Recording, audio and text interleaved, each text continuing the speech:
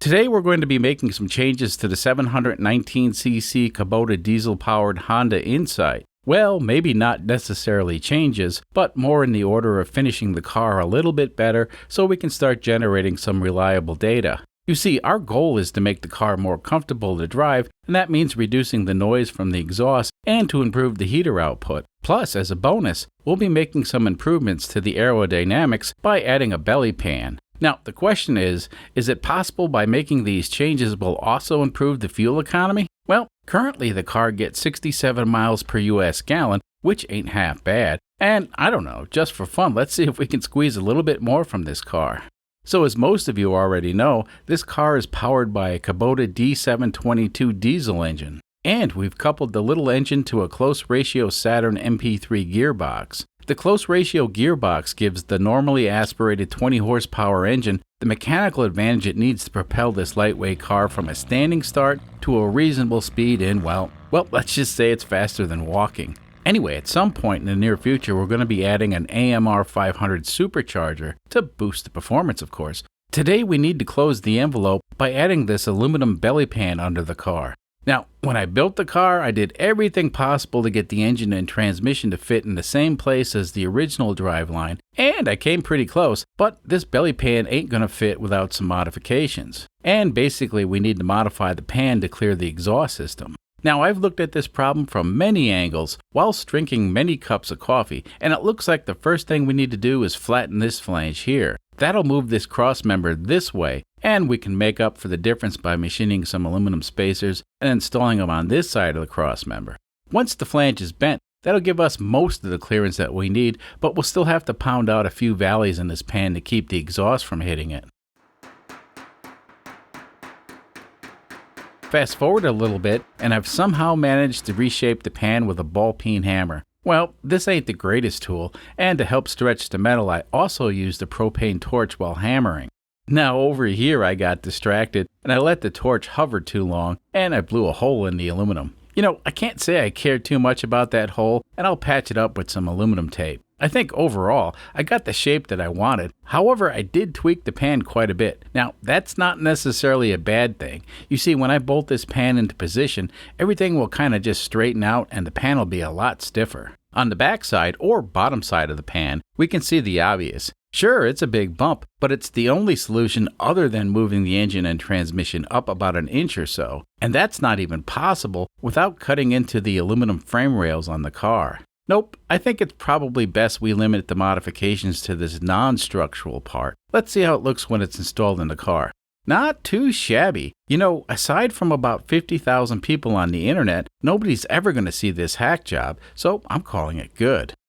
The exhaust on this car is basically a straight pipe with some curves, of course, and it turns out this straight pipe does nothing to silence the little diesel engine. Well, I'm not saying this is the best idea, but it's a step in the right direction. So to tone down the exhaust, I'm going to install this glass pack resonator. This guy should help with some of the obnoxious noises this car makes, and it won't, or at least it shouldn't affect performance or fuel economy. We'll put this resonator in and see how that affects things. Now, down the road, we may still have to install a real muffler, but for now, this will take the bark out of the bite, or something like that. I'm really not sure, but it's worth a shot.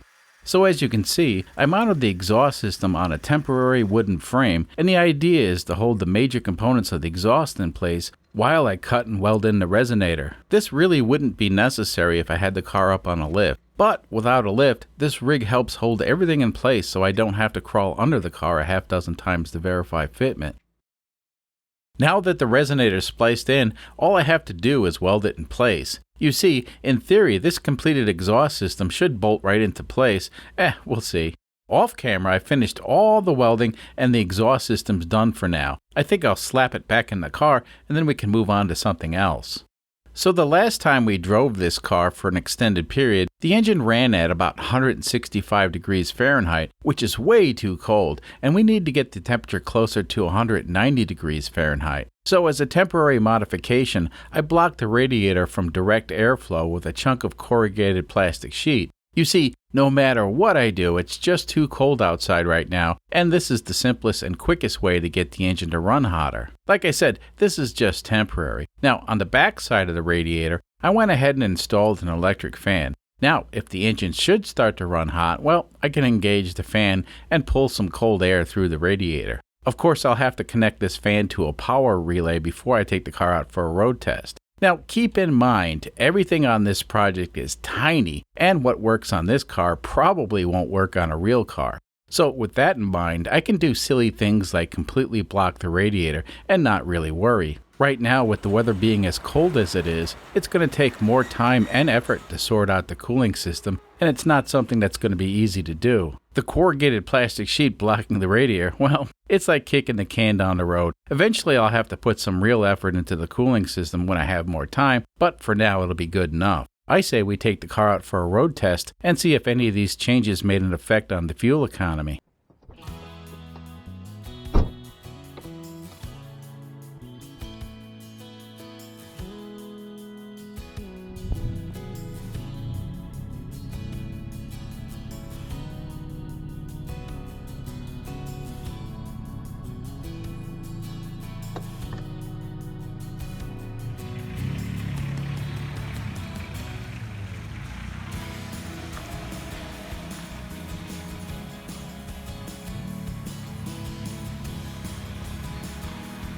So the weather here in Kansas has been pretty crappy lately, and this is actually the second attempt at doing a fuel economy test. On our first attempt, the roads were clear of snow and ice, but it was cold and windy. Now, despite the less than ideal conditions, the results of that test were remarkable, and I'll tell you more about that in a few moments. Today, well, we certainly have less wind, but the roads we like to use for testing are not that great, and there's still a lot of ice in certain areas. Here's something to consider. This little car doesn't weigh very much, and well, we still haven't gotten it weighed. However, the last time we had it weighed with the 420cc engine, the car tipped the scales at 1,400 pounds. I reckon with the diesel engine transplant, we're a little bit heavier, but not much. Anyway, these icy roads are a major concern with this lightweight car. You know, a lot of the extra weight we added to this car was in the fuel tank and all the extra fuel it can carry. So for the fuel economy test and the performance test, we only carry about 4 gallons of fuel, which works out to be about 28 pounds. Now, 4 gallons may not seem like a lot of fuel,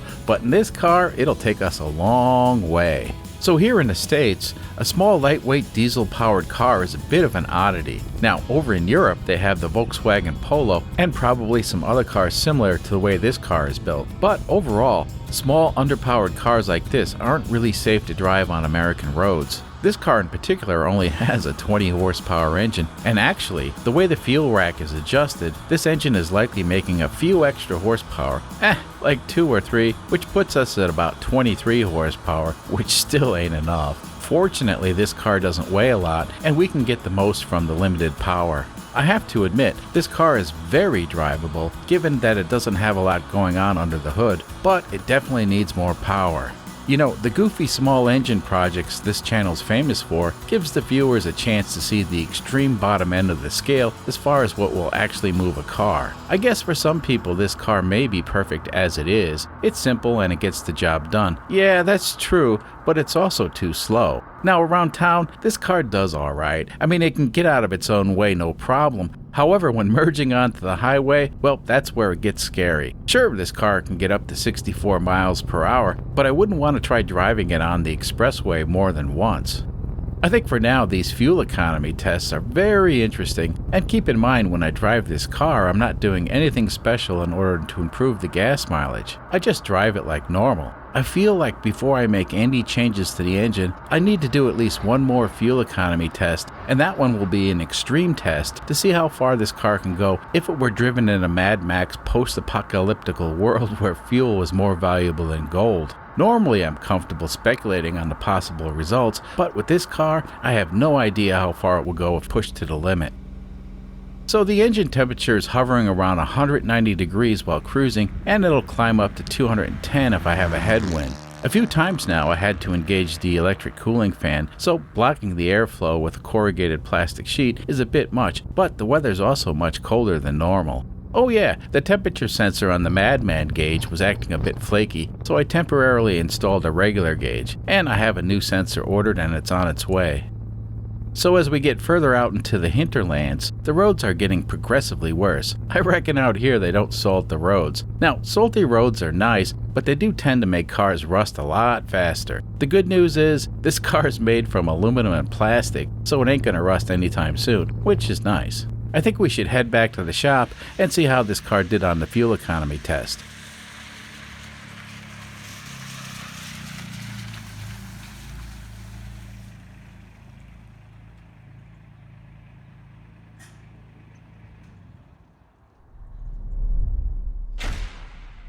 So like I mentioned earlier, this is actually our second attempt at doing a fuel economy test in this episode. Now, if you recall in the previous episode, this car got 67.02 miles per US gallon, which is pretty good. So this time around, with the engine running hotter and with the modified belly pan, the car got 69.72 miles to the gallon, which is a very nice improvement. However, that was done on a very windy and cold day. Today, well, the weather wasn't that great, but the wind was a lot less, and the car seems to like less wind, which makes sense. Anyway, it delivered 71.25 miles to the US gallon with just normal driving. It'll be interesting to see how much more we can squeeze from this car with some careful driving. Now, for the record, I think hypermiling or careful driving is cheating because most people don't drive that way. I know I certainly don't. But in a future episode, when the weather is just a little bit better, let's pretend that fuel is more valuable than gold, and just for fun, let's see how far this car can really go on a gallon of fuel. So one of the fascinating things about the fuel economy we got today is the engine is still tuned for the turbocharger that we don't have installed. And on occasion, the engine's running a bit dirty, or in other words, it's wasting fuel. Well, there's nothing I can do about that right now. And once we add the supercharger, that should help the engine take advantage of all the fuel that's being injected. Okay, well, it's safe to say that this car can get 71.25 miles to the gallon in its simplest form, and that's while driving it normally. I say we mash the accelerator to the floor and see how fast this goofy car can accelerate. So on this acceleration run, we're using the Draggy Performance Analyzer, which unfortunately I haven't totally figured out yet.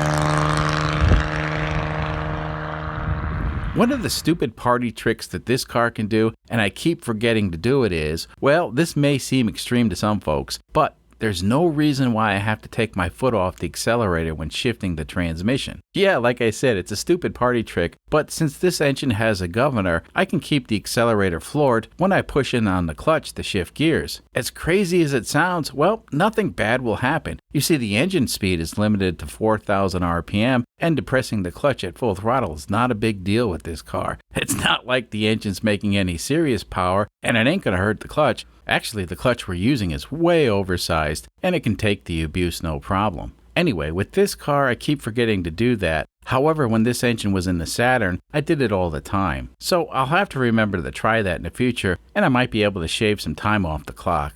So the Draggy app once again provided data that I didn't ask for. I actually programmed it for custom settings, but this'll work for today. I think the car is actually a few seconds faster for the 0 to 50 time, which is the speed I focused on in the previous episodes. The 0 to 55, well, I'm not sure, but we're probably faster. You see, once the car gets past 50 miles per hour, things get a bit sketchy without a turbo or a supercharger. It's basically a waiting game, and the little engine will eventually get the car up to speed, but things like a butterfly flapping its wings can actually slow this car down. So the performance data is unreliable after 50 miles per hour. The good news is the car actually got to 60 miles per hour in less than a day, so we captured that data point. Now, I had programmed the Draggy to give us data points below 55 miles per hour so we can track the changes, and eventually I'll figure out how to display all that. Anyway, today we have data points that most people with real cars will understand. 27 seconds for a quarter mile is only double the time it takes for a respectable car to travel that distance. So we got that going for us. The rest of the stuff, well, we'll take note of it and hopefully we can do better the next time around. Anyway, it looks like I have some work to do, so I'll have to bid you folks a farewell and we'll see you next time. Until then.